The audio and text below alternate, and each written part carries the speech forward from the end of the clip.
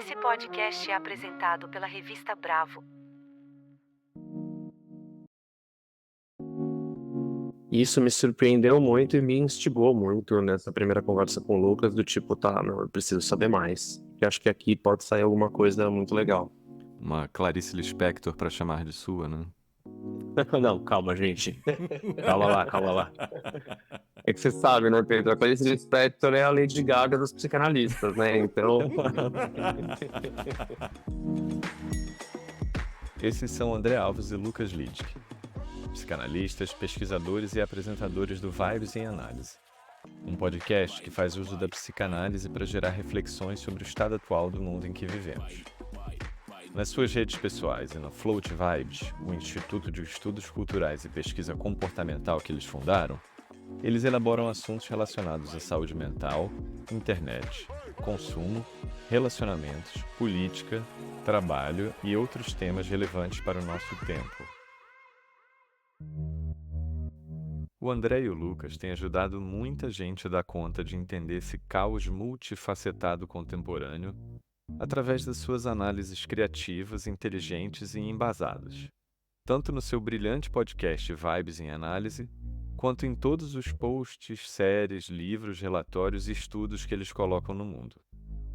Eu conheço eles pessoalmente há algum tempo. Inclusive, eles foram cobaias do método da emoção criativa antes dele se estabelecer como tal. E eu sempre admirei não só a potência intelectual e a integridade dos dois, como também essa capacidade de compreender, explicar e compartilhar temas profundos, em uma linguagem acessível e refinada. Verdadeiros alquimistas do hype positivo e transformador. A minha sensação é que a troca entre eles parece ser um dos principais combustíveis para fazer tanta coisa tão boa. Por isso, eu juntei a vontade de chamá-los por aqui, com a oportunidade de criar um novo formato de entrevista, focado em entender não como um indivíduo se relaciona com a própria linguagem, mas tentando entender como funciona uma parceria criativa tão frutífera. Apesar do formato diferente, vamos começar da mesma maneira, com eles contando qual foi a primeira cena que eles se lembram de ter entrado em contato com a vocação. Vieram duas cenas.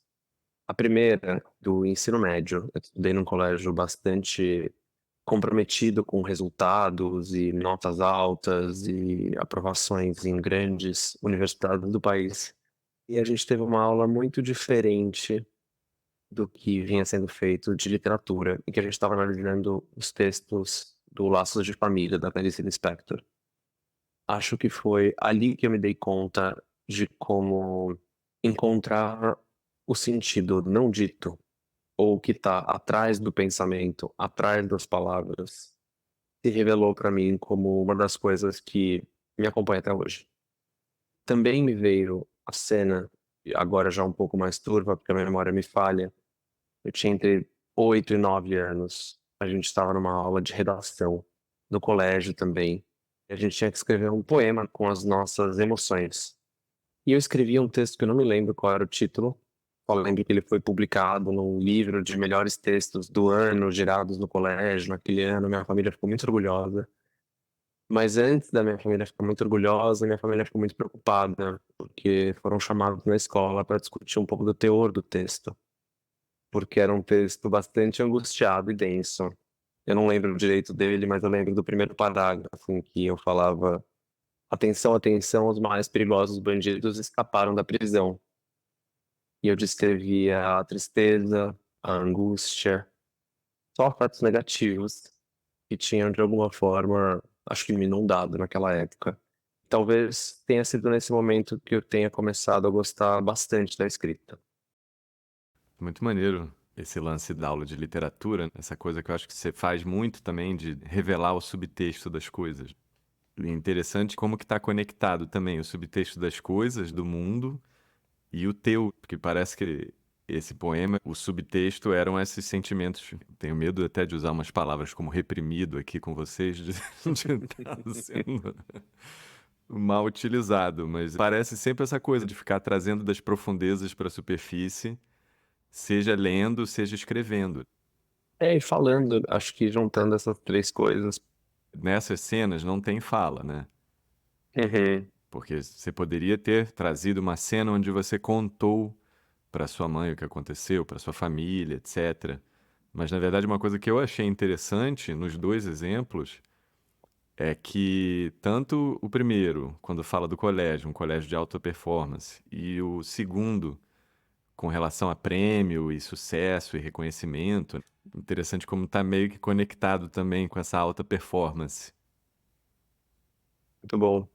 Tem algo do desempenho que parece que já estava bem desde cedo. A minha visão é que, assim, por que que tem umas cenas que vêm? Porque elas deram ali uma confluência de fatores, camadas, que faz aquilo ficar super significativo pra gente. Então, acho que não é à toa que ele ganhou o concurso também. Na verdade, além da emoção vir, ela ainda traz esse sucesso, essa performance, tipo pororoca. Além do alívio, o reconhecimento, sacou? Muito bom. Mesma coisa, Lucas. Primeira cena que você se lembra de ter entrado em contato com a sua vocação. A cena que me vem tem algumas semelhanças aí com a do André, como era de se esperar. Também me vem algo da escrita, e é o seguinte: o meu avô, a gente tinha uma relação muito próxima, assim, e ele dizia que eu era o homem das palavras. Eu comecei a escrever muito cedo, e ele pintava. E teve uma exposição dele na Casa de Cultura Mário Quintana, em Porto Alegre, que está agora ainda um pouco alagada, mas se recuperando lá. Ele me convidou, devia ter uns 8 anos, assim, ele me convidou para escrever um poema que ia estar no convite da vernissagem do lançamento da exposição. E aquilo para mim foi um reconhecimento. Alguém que estava ali confiando muito em mim, demonstrando um orgulho, um amor, um estímulo. Aquilo estava sendo publicado, né? Ia ser lido por muitas pessoas. Eu fiquei nervoso, eu fiquei feliz. E eu lembro dessa mistura. Era o momento dele e era o meu momento também. Vô e neto ali estavam muito felizes e conectados. Foi muito especial para mim. Interessante que tem as semelhanças, né? Mas eu acho que também dá para pensar justamente nas diferenças entre as histórias do André e as tuas, que eu acho que a gente poderia encarar de maneira muito parecida do concurso e desse convite, essa escolha, etc. Mas me veio a sensação que o teu episódio de vocação é mais sobre uma coisa de pertencimento a esse lugar dos publicados. Do André seria mais se ele tivesse virado um atleta olímpico, eu entenderia. Mas assim, eu acho que tem os dois, é isso, né? É a escrita, acho que como uma ferramenta de tirar os sentimentos de dentro e botar pra fora. Muito isso dos sentimentos mesmo, né? De ter uma sensibilidade. Tanto o André criança e o Lucas criança eram crianças muito sensíveis. E acho que tinha isso da comunicação é interessante. A gente falou ali da escrita, mas acho que passa muito mesmo pela palavra, pela comunicação, da fala. E uma outra cena que me veio também era que eu gravava uns programas de rádio para mim mesmo. Gravava numa fita cassete, como se eu fosse narrador de rádio. Então acho que aí também já vem, quem sabe, um futuro podcast nascendo aí. Eu acho maneiro que as duas cenas, elas trazem sobre uma questão de se exibir. Porque assim, você tira de dentro, mas você quer mostrar aquilo ali. Ou pelo menos não se esconder. Uhum. Acho que para também crianças que eram homossexuais, ou que se reconheciam ou não se reconheciam nessa orientação sexual, a gente sabe, não posso falar pelo André aqui, mas posso falar por mim, que tinham alguns receios também de se expor, né? De expor essa sensibilidade, sendo um menino. Interessante essa palavra que o Pedro usou de exibir, e essa outra que você usou, que é exposto. Que eu acho que é um fio da navalha, um termo que eu sei que o Pedro gosta bastante, mas que tem a ver com isso que você falou, Lucas. O seu avô te convidou para você escrever e isso tá na vernissagem. Não sei se você, como criança, tinha tanta noção sobre isso. E ao mesmo tempo, eu também não tinha noção que escrever um texto na sala de aula, de repente, os meus pais vão ser chamados na escola para dizer: escuta aqui, essa criança tá triste. Então, parece que tem um convite, né, a gente ser exposto, talvez mais exposto do que a gente até gostaria ou entenderia. Acho muito bem colocado quando você fala que é uma realidade de crianças LGBT desde muito cedo. Mas enfim, a gente já começa a analisar, que é o nosso trabalho favorito. Especificar um pouquinho, porque eu falei de se exibir, porque eu percebo que A vocação para se exibir, ou na verdade, se a gente falar vocação para o palco, metaforicamente falando do palco como um lugar feito para se expor. Essa que é a diferença, a exposição pela exposição em lugares onde pode ser mais ou menos arriscado. Primeiro, o concurso é uma espécie de palco ali, que já tem meio que aqui pode. E no convite também me pareceu essa sensação, porque eu vejo que tem pessoas que têm dificuldade justamente nessa parte de se expor, ou de compartilhar com o mundo. E o que eu achei interessante é que vocês dois, cada um à sua maneira, encontraram ali um espaço seguro dentro da estrutura do, não diria mercado das artes necessariamente, mas sim, uma vernissage está inserida no mercado, assim como os concursos também, geralmente pode-se encarar que eles estão ali fazendo uma espécie de peneira para eventualmente chegar no mercado. Muito bom.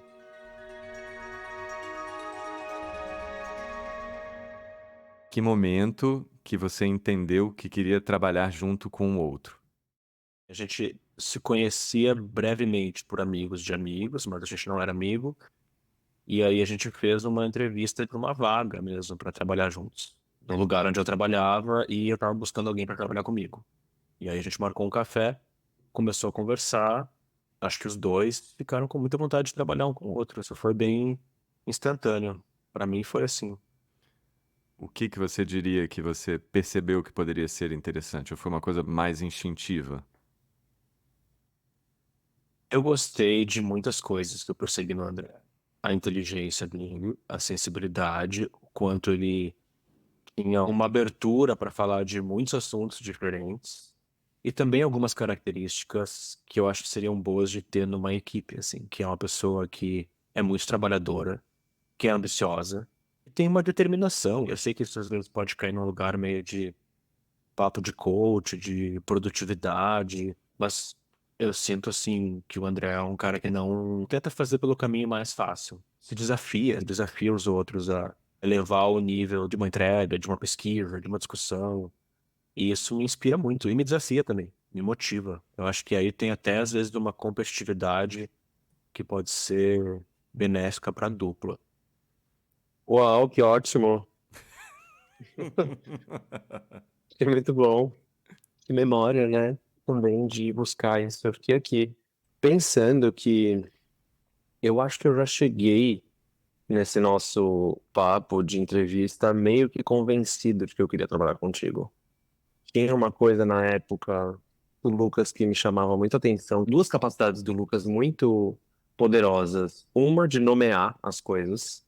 Acho que isso foi algo, inclusive, que o Lucas aguçou muito em mim e que hoje faz uma parte enorme do meu trabalho. Nomear o sofrimento na clínica é um negócio fundamental. Tudo que a gente faz na float, esse exercício de capturar alguns sentimentos coletivos, a semente estava lá. Eu já sabia que o Lucas era muito bom nisso. E acho que a outra parte era uma questão de linguagem. O Lucas tem esse talento incrível de quebrar formatos no meio e inventar novas coisas com o que sobra. E acho que isso é um talento muito grande. Eu fico pensando assim, quando o Lucas começou a fazer memes de psicanálise no Instagram. Algo que é mais recente, a gente já trabalhava juntos há muito tempo. Sempre pulsou bastante. E na época, a reputação do Lucas chegou para mim antes dele. E uma dessas características de ouro era essa que o Lucas tinha feito 2 vídeos virais. Lembro. Produzido duas coisas que reverberaram para muitas pessoas. Eu lembro de muitas palestras e muitas conversas ouvir as pessoas dizerem, nossa, aquilo ressoou demais em mim. Não só as palavras, mas o formato que tinha sido criado ali, e grande dessa responsabilidade, eu já sabia que era do Lucas. E aí a característica que me surpreendeu quando eu conheci o Lucas pela primeira vez foi o mistério. Tem uma coisa na minha vida que é muito interessante, que as pessoas de que eu mais gosto são pessoas que têm um mistério muito grande. E tem exatamente essa capacidade de, logo de cara, a gente entender que tem texto e subtexto, que não está tudo dito. E isso me surpreendeu muito e me instigou muito nessa primeira conversa com o Lucas, do tipo, tá, não, eu preciso saber mais. Porque acho que aqui pode sair alguma coisa muito legal. Uma Clarice Lispector para chamar de sua, né? Não, calma, gente. Calma lá, calma lá. É que você sabe, né, Pedro? A Clarice Lispector é a Lady Gaga dos psicanalistas, né? Então, Um comentário sobre essa questão que você falou de dedicação, de ambição do André, Lucas, que é uma característica que aqui, por exemplo, às vezes conversando com cantores, o que define um cantor, se ele é um cantor de um teatro pequeno ou se ele é um cantor de estádio? Muitas vezes eu acredito que isso é uma quantidade de energia que a pessoa tem. Isso às vezes se manifesta nesse fôlego, nessa ambição, são os efeitos colaterais dessa quantidade de energia muito grande. tem um fator de disposição e de coragem que eu admiro, que me inspira. Maneiríssimo. Eu falei de Clarice Lispector porque André falou dessa coisa do subtexto, desse texto da Clarice, que ele percebeu que ele gosta de fazer essas escavações, então ter o mistério como uma fonte de subtexto é muito maneiro. Eu sempre fui muito fascinado pelo trabalho da Clarice, por essa ideia de fazer as palavras confessarem algo. E ela escreve isso em algum momento em que eu tô atrás do que tá atrás do pensamento. Talvez eu e o Lucas a gente tenha se conectado muito cedo na nossa relação nesse lugar de buscar o que tá atrás do pensamento. Tanto que tem uma anedota que a gente sempre dá muita risada juntos, que a minha mãe, por vezes, fala que a gente se conhece desde bebê, o Lucas e eu. O que não é verdade. A gente se conheceu já na casa dos 30, então é curioso, tem alguma coisa na nossa relação que parece que convoca até esse aspecto. Agora, continuando para fazer as pessoas chorarem. Aqui eu vou perguntar também uma cena, um momento onde você viu o outro sendo mais brilhante. O André tem um talento de mediação que é admirável. Então eu lembro assim de momentos de reuniões que não chegam nem a ser reuniões, é aquela história ainda mais complexa de várias pessoas há vários dias juntas no mesmo lugar, tentando resolver um problema muito complexo, com várias questões corporativas e políticas envolvidas. E dá para ver o André, claro, nem sempre em todos os momentos, ele não é um super-herói, mas em muitos momentos lidando com isso, com essa orquestra maluca, assim, de escutar, falar, ajudar as pessoas a se escutarem, organizar uma discussão que pode ser muito caótica e segurar essa barra. Eu li o André fazendo isso muito bem.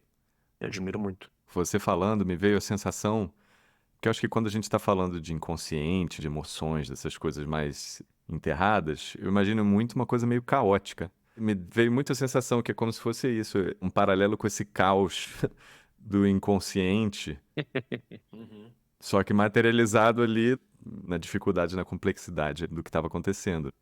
Sim. Mas tem alguma cena específica onde ele, num momento desse, conseguiu resolver alguma parada muito complexa que você se lembra, ou é mais uma lembrança mais difusa? Tem, mas eu não lembro. Tá. Vamos ver do André, de repente volta aí a tua lembrança. Nossa, que tem estrada, então vieram muitas coisas na minha cabeça ao mesmo tempo. Mas eu tenho uma bem recente, não é tão recente assim, mas quando eu tava lendo o livro do Lucas pela primeira vez. E eu acho que eu fui um dos primeiros a ler.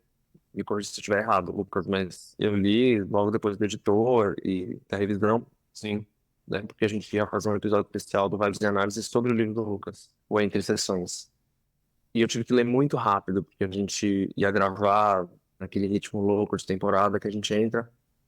E eu lembro de ler muito rápido e ao mesmo tempo ficar meio bravo, de nossa, eu queria não tá lendo tão rápido, porque isso aqui tá muito bom. E eu vi o Lucas escrevendo esse livro. A gente estava não só trabalhando juntos, fazendo tudo que a gente faz juntos, mas a gente ainda estava numa viagem meio maluca dessas pós-pandêmicas, passando por várias cidades diferentes. E o Lucas escrevia em vários momentos distintos. Às vezes ia para um café, às vezes eu acordava, ele já estava escrevendo, ou eu ia dormir, ele estava escrevendo. Então eu tinha uma impressão de que foi um livro que foi um pouco desafiador de escrever. Ainda mais com a gente saindo da pandemia, aquele clima de fim do mundo que a gente amargou tanto. E de repente eu lembro de estar lendo esse livro no sofá da minha casa e pensar, meu Deus, como ele fez isso? Ao mesmo tempo que, claro, acho o Lucas super rigoroso na escolha das referências e acho que tem um repertório muito bom e que sempre me admira bastante, mas ao mesmo tempo, de novo, essa dança com a linguagem que o Lucas é capaz de fazer, isso saía das páginas, jorrava das páginas. Esse jeito de apresentar a psicanálise de uma forma menos pretensiosa, um pouco mais acessível. E aí eu lembro de ter pensado muito no livro que, inclusive, o Lucas cita algumas vezes na Entre Sessões, que é o Cartas a um Jovem Terapeuta, do Caligares. E eu lembro de pensar, esse é um novo Cartas a um Jovem Terapeuta. Que é um pensamento meio absurdo, né? Bom, o Pedro te colocou no patamar da Clarice Lispector, agora eu tô te colocando no do Caligares, Lucas. A um passo do cancelamento. É, mas eu lembro disso, eu lembro de pensar. Tanto que a gente abriu o episódio e eu falei, não, antes de qualquer coisa, eu preciso fazer um elogio público a esse livro. Mexeu bastante comigo. Eu lembro de ficar mastigando essas palavras durante alguns dias. E eu lembro muito dessa certeza, né, de que, nossa, esse livro vai mover muita gente. E não vai se esgotar, porque não tem que se esgotar, como, se eu não me engano, você disse em algumas das páginas. Bom, e aí tem aquela loucura, né, de que a gente foi fazer o lançamento desse livro em Porto Alegre. O Lucas me convidou para fazer uma fala de abertura na casa da Mário Quintana, que é onde aconteceu essa cena. Ele descreveu da infância dele, certo, Lucas? Isso. Outra coisa que eu achei interessante, tentando fazer uma conexão ali com a tua cena da vocação, André, é que eu acho que uma coisa que te impressionou também no Lucas é um pouco a performance da escrita. Essa escrita que consegue existir em qualquer lugar. É, é uma escrita que atravessa meios, né? Ou atravessa formatos. Bom ponto mesmo, Pedro. Qual foi o momento de troca mais lindo que vocês tiveram? De troca criativa. Talvez resolvendo um desafio, uma entrega, um episódio, uma coisa. Porque às vezes eu pergunto quando é individual, assim, qual é o seu momento de maior plenitude criativa? Onde as coisas pareciam passar com o tempo de forma diferente. Então é quase como se fosse um momento em que a troca criativa vira um musical. O André falou da pandemia e de quando a gente estava começando a entender uma série de novos comportamentos e tendências a respeito de como seria o mundo do trabalho nesse universo pandêmico ou pós-pandêmico. E tinha muita coisa mudando, e tinha algumas pesquisas e dados aparecendo, e eu e o André, a gente ia lendo aquilo e acompanhando, mas tinha muitas coisas que a gente estava sentindo e que não estavam aparecendo em nenhum lugar. E a gente ficou mobilizado por essa angústia, por essa inquietação.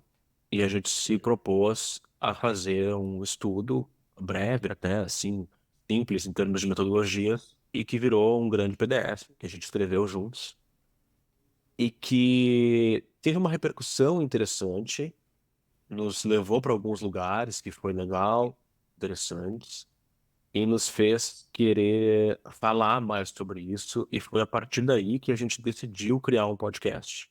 Então, esse foi, inclusive, o tema do primeiro episódio do podcast, Vibes e Análise, onde a gente foi abrindo mais esse assunto e pensando sobre as questões do home office, da automação, do tecno-otimismo, da precarização do trabalho, enfim, uma série de questões que a gente foi querendo trazer uma realidade mais inclusiva, mais brasileira. É um estudo que é muito interessante. A gente tem muito interesse de expandir mais essa conversa, essa investigação. Total. Ouvindo o Lucas, me deu muita sensação, do mesmo jeito que o André conseguia orquestrar o caos naqueles desafios com muitas pessoas, me deu a sensação de que a sociedade e a pandemia provocou um caos tão gigantesco que começou a trazer esse inconsciente coletivo de um jeito muito exacerbado. Então é como se tivesse uma oportunidade de ouro para vocês exercerem essa capacidade de ficar trazendo coisas do fundo e trazendo os subtextos das coisas e trabalhando com mistério, né? Então, para mim, faz sentido a gênese do podcast e essa mudança de nível do que vocês estão sendo capazes de produzir e do impacto que isso está tendo, que isso tenha vindo nesse momento de pandemia? É uma preocupação o nosso bem-estar em alguma medida, enquanto sociedade, enquanto sujeito, e como que muitas das articulações que existem aí no mundo real, em termos de mercado e oportunidade das pessoas, produz bastante sofrimento. Ideologias que estão em voga, discursos. Então, o mínimo que a gente tenta, assim, é fazer algumas leituras de tudo isso e, quem sabe, como o André falou, nomear algumas coisas para a gente conseguir falar sobre elas e pensar o que que dá para transformar, o que que não dá, e aí isso faz parte de um grande processo de análise. E fico pensando aqui também que, do mesmo jeito que a gente falou ali de se exibir, de se expor, que era um palco meio que quase que conectado com o mercado, eu acho muito interessante que vocês, pelo menos sob o meu ponto de vista, vocês conseguem conectar muito com essa realidade do mercado. Eu acho que muito do impacto que o podcast está tendo é porque ele consegue virar insumo para as pessoas aplicarem no dia a dia, no pensamento, muito relacionado a esse existir do ofício do mercado do trabalho, como é que isso se insere. Não, total, e até porque, bom, nem sempre é fácil, né? Todo o nosso trabalho, acho que tem uma grande virada no nosso trabalho, que é ali por volta de 2018, que é quando a gente decide que a Float vai ser o nosso principal trabalho como instituto mesmo e começa a fazer muito mais coisas do que a gente vinha fazendo até então. Acho que tem uma premissa, ou talvez duas premissas, que não sei quão faladas elas foram entre nós dois, mas que elas eram muito claras mesmo assim. Uma delas era de que a gente não ia topar o discurso positivista e essencialmente deslumbrado, que principalmente agências, institutos e escritórios e think tanks que pensavam em tendências tinham e que a gente estava meio de saco cheio, sendo bem franco. E a outra é que a gente não ia subestimar as pessoas. Isso eu aprendi com o Lucas. Eu lembro dele repetir essa frase muitas vezes, desde quando a gente começou a trabalhar juntos, que a gente tem que deixar espaço para as pessoas preencherem. A gente tem que incentivar as pessoas a irem buscar e acho que isso reflete no nosso trabalho até hoje, porque quando a Ana Sui, por exemplo, escreveu o depoimento dela para a quarta capa do nosso livro, do Vibes em Análise, ela diz que a gente levanta perguntas em um mundo que é tão cheio de respostas. E é um pouco do empuxo vigente, de que a gente tem que mastigar tudo, explicar tudo, dizer tudo. E essa sempre foi uma premissa do nosso trabalho, de que não, a gente não ia dizer tudo. A gente ia dizer um pouco, mas a gente ia deixar espaço para falta. A cena que me vem em relação à excelência, ou esse momento muito especial de criatividade, eu vou mais para trás até, Lucas, mas eu lembrei de quando a gente estava fazendo o primeiro reporte público que a gente construiu. Na verdade, era o segundo, mas que foi nesse momento pandêmico também.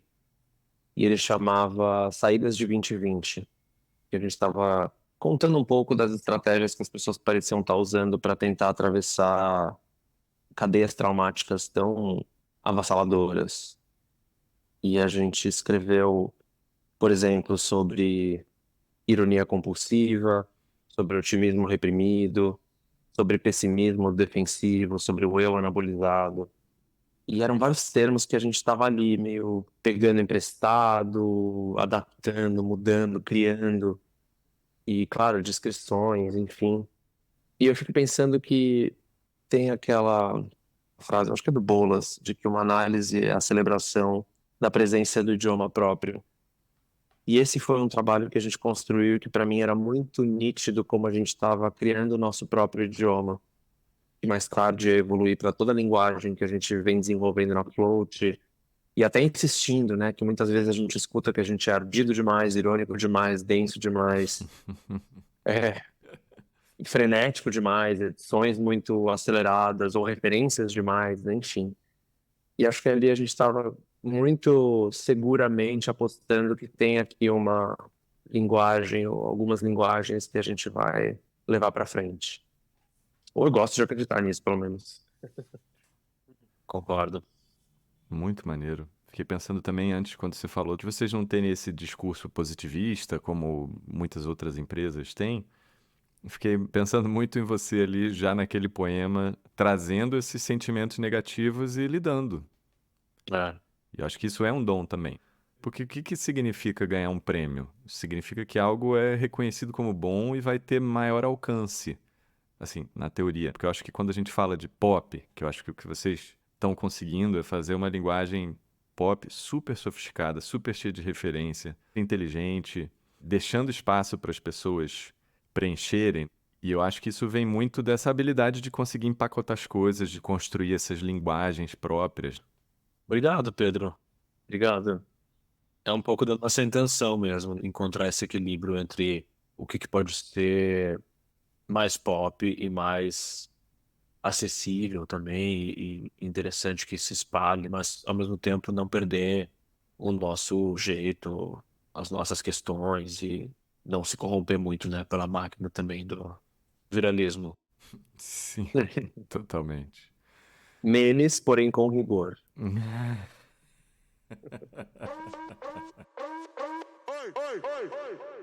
O que trabalhar com o outro mudou no seu jeito de trabalhar? André pensando no André antes de conhecer o Lucas e vice-versa, tá? Acho que a gente já falou um pouco disso, mas talvez aqui vamos ver se sai uma coisa um pouco mais sintetizada e consciente, especificamente sobre o impacto que o outro teve no seu jeito de trabalhar e de criar, etc. Ó, como a regra é da associação livre, a que veio pra mim, vamos lá. Queria muito ver sua cara agora, Lucas, mas acho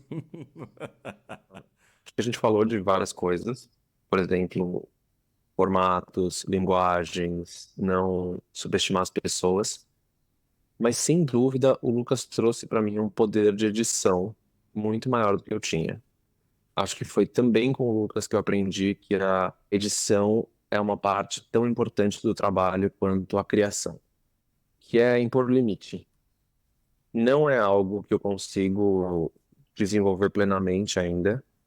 Tem esses trabalhos que a gente faz juntos, mas também tem muita coisa que a gente faz cada um na sua. E por vezes eu sinto falta do tipo, nossa, aqui faltou o Lucas. Aqui o Lucas teria conseguido me ajudar a editar isso de um jeito um pouco melhor e selecionar o que é o brilho que tá aqui. Às vezes eu sinto que eu consigo e às vezes eu sinto que, puxa vida, poderia ser muito bom se tivesse o Lucas comigo nessa. E acho que uma parte até mais recente da nossa relação tem sido sobre eu também não terceirizar esse papel só pro Lucas, porque senão ele vira meu editor e não meu parceiro.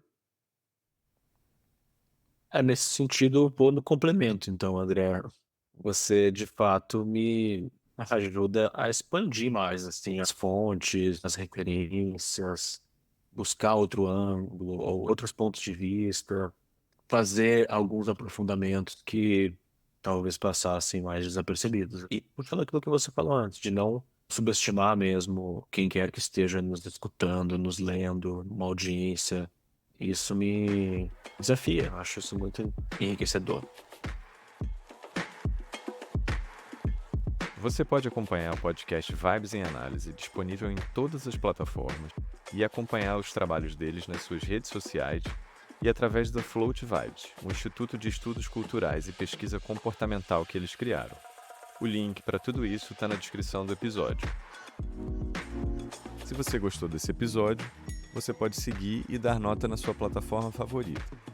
Se você acha que alguém que você conhece pode gostar do tipo de reflexões que a gente faz por aqui, compartilhe. Você acabou de ouvir Emoção Criativa. Você pode escutar a gente em qualquer uma das suas plataformas favoritas. A trilha que vocês estão ouvindo é do Diogo Strauss. A colaboradora do roteiro e planejamento é a Sabrina Alento Mourão. E eu sou Pedro Garcia de Moura. Muito obrigado por acompanhar esse episódio e até a próxima.